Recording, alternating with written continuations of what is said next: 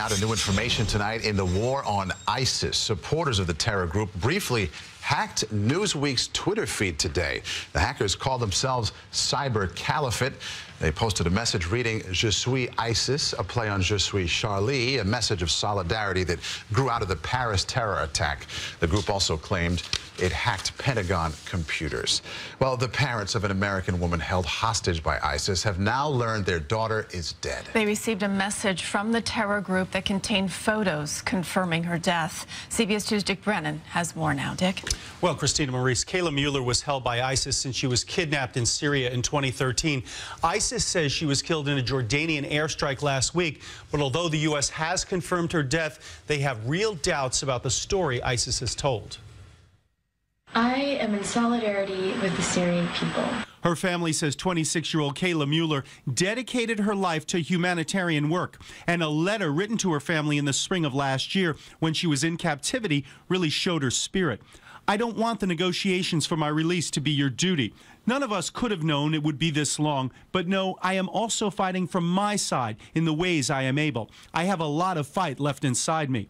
Now, after years of agonizing waiting, the Mueller family mourns. Kayla has touched the heart of the world. The world grieves with us. The world mourns with us.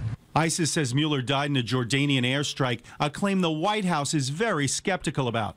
What is not possible to call into question is that ISIL, regardless of her cause of death, is responsible for it.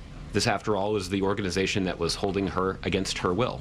The death of Mueller marks a seeming change in tactics for ISIS, a terror group that normally parades hostages before the camera. You think it had anything to do with her being a young woman or just a woman?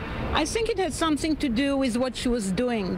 Professor Maki Haberfeld of John Jay College says ISIS perhaps didn't want to take credit for Kayla's death because she was not a warrior. She came as somebody who wanted to help, humanitarian aid, and they want to show, again, the humane side. Humane side. I know it sounds extreme, but terrorist groups need publicity and need the public to identify with the cause. Now the Mueller family only has the words Kayla wrote to comfort them. In a letter she wrote, "By God and by your prayers, I have felt tenderly cradled in free fall. I've been shown in darkness, light, and have learned that even in prison, one can be free." Now, President Obama is set to make a big request to Congress, formally expand his authority to wage war on ISIS. It's unclear if Congress will pass the measure since lawmakers are deeply divided on the issue. Christina Maurice. Sad development today, Dick. Absolutely. Thank you.